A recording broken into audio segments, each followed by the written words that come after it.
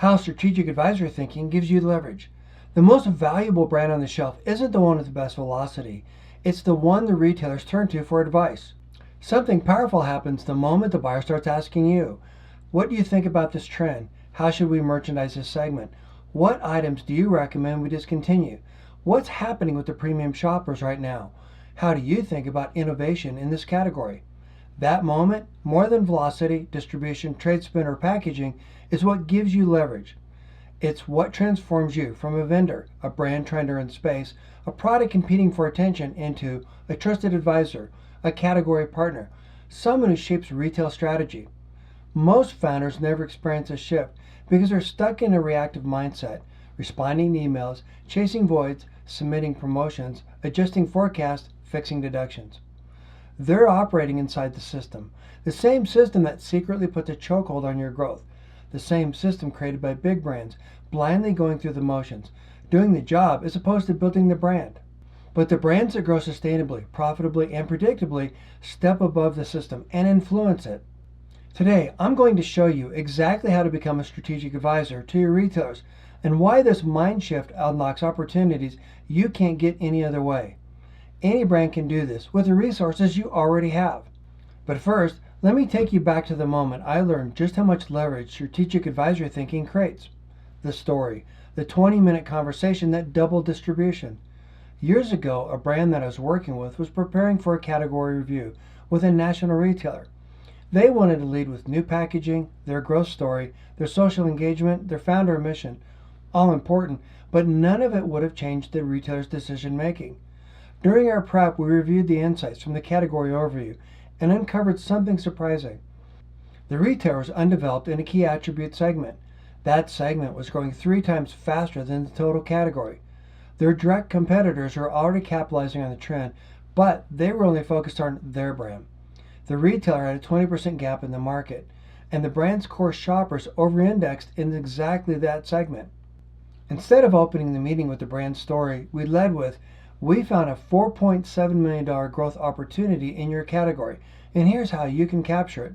We then walked through the segment trend, the market versus account gap, the retailer's contribution potential, how this could increase shopper traffic and create loyal fan base for both the retailer and the brand, the incremental role of the brand SKUs and the gap they would fill, and the 90-day execution plan.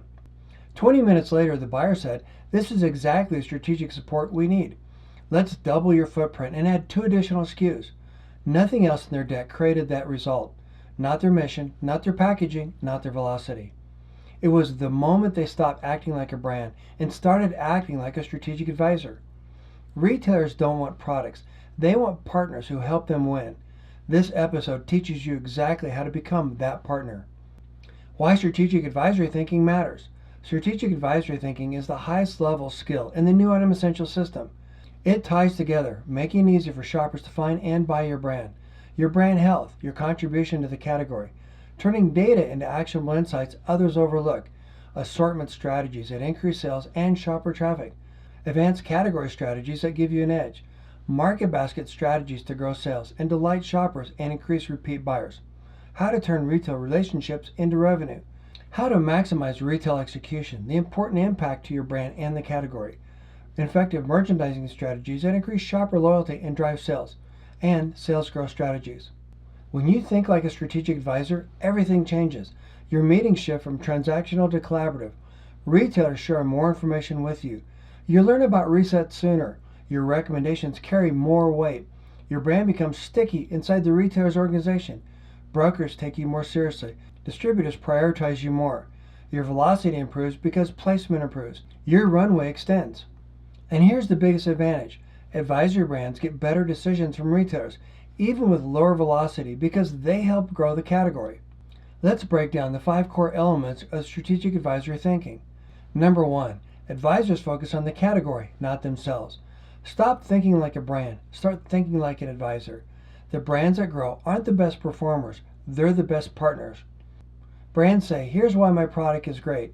Advisors say, here's what's happening in your category, and here's how to grow it. The single shift changes how buyers perceive you. Advisors lead with category growth drivers, underserved segments, emerging shopper mission, market and account gaps. retailer-specific opportunities. Why this works? Retailers are measured on category performance, not individual SKU performance. If you help them win, they help you win. Action steps this week. Create a one-page category snapshot for your top retailer. 52, 26, 12-week trends. Key attributes impacting category growth. Segment growth insights, where the puck is going next. Shopper insights, key trends to watch and support with proper product placement and merchandising. Competitive dynamics at the retailer and in their market. Use this to open your next meeting. Number 2, advisors translate data and actionable retail insights. The gap buyers can't see. One insight can change your entire distribution footprint. Most brands report data. Sharing the same generic report as other brands won't impact the category, no matter how pretty your charts are. Advisors interpret data. For example, instead of velocities up 8%, say your premium shopper segment grew 8%, and here's how to double it. Instead of we gained 5 new stores, say you're underdeveloped in the market by 42 stores. Here's how to capture that gap. Instead of promotions average a 2 times lift, say retention after promotions increased your baseline by 14%. Here's why, and here's how we can do better on the next promotion. Retailers don't need numbers, they need meaning. Action steps this week. Pick one piece of data and answer. What does it mean? Why does it matter? What should the retailer do because of it? Why what happened happened? This is perhaps the single best, most important question you should ask when starting any project. It changes your focus and helps you more quickly find insights others overlook. This is how you become indispensable. Number 3, advisors lead with shopper-centric strategy. Your shopper is your superpower. Retailers buy shopper outcomes, not product attributes. Retailers don't buy for the brand, they buy for the shopper. True advisory thinking is grounded in the shopper understanding. Who buys the brand? Why do they buy it? What problem does it solve? What mission does it fulfill? How does it increase basket size? How does it elevate the retailer shopper experience? Why this works? Better for you shoppers spend more, buy more items, shop more frequently, are less price sensitive, and are far more loyal. Always consider their need state and how you help them solve the specific problem they entered the store with. Advisors show retailers how to attract and retain these shoppers. Action step this week. Build a slide called Meet Your Most Profitable Shopper. Use your turnkey sales store strategies fundamentals. This is one of your highest leverage assets. Number 4, advisors provide clear, confident recommendations. The recommendation slide that changes everything. If you end your deck with uncertainty, you lose the meeting. One of the biggest differences between a vendor and advisor is this. Vendors ask, advisors recommend. Buyers want confident direction. Which SKUs to add, which SKUs to discontinue, how to segment the shelf, what pricing strategy works, what attributes drive trade up to premium products, where the product belongs in the category and on the shelf, how to align promotions, what merchandising improves conversion. Use fact-based reasoning to support and answer each of those questions. Decision equals confidence, and confidence equals credibility. Recommended rhythm.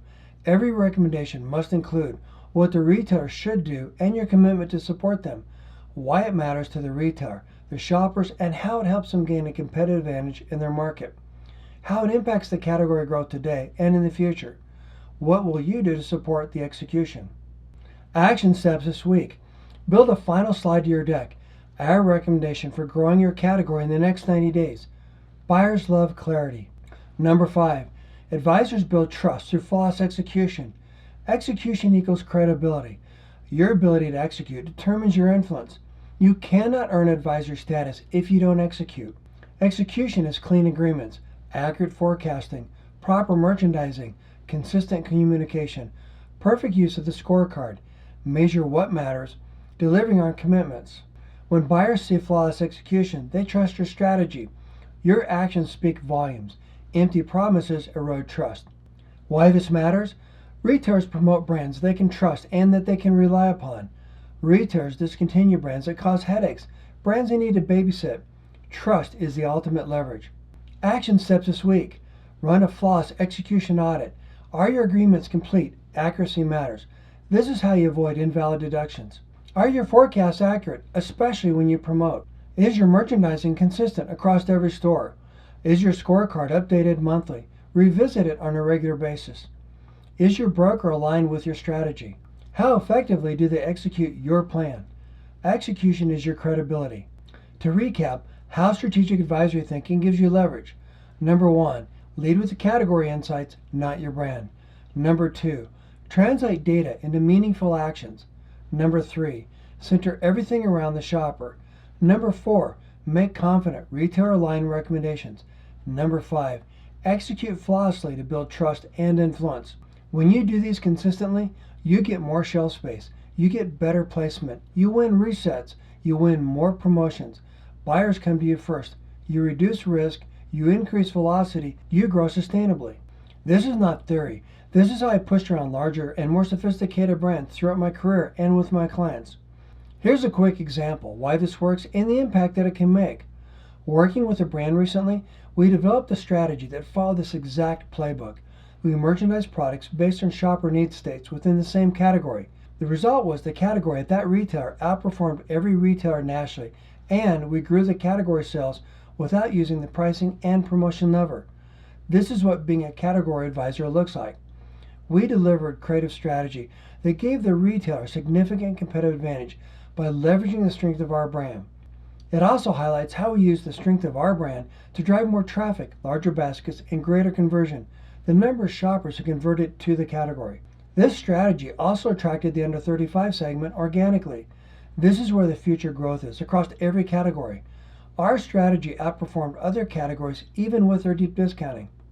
To drive this home, we help the retailer increase traffic, basket size, and profit to their category. Shoppers traded up to more premium products and larger packs. We also became an invaluable resource to the retailer in the process. Brands are lucky to get a few precious minutes with that retailer in a single year, and yet because they viewed us as a trusted and valued partner, we met with them almost monthly for hours at a time. They even asked for advice on other categories. They appreciated us so much that they even gave us a permanent end cap for free. End caps drive more sales growth than any other promotion lever, even without discounting. Our sales exploded as a result. This is the power behind these strategies. They work for the brands I've worked with, and they can work for you. I share other examples and strategies that you can use in other podcast episodes in the free 30-day to profitability growth challenge.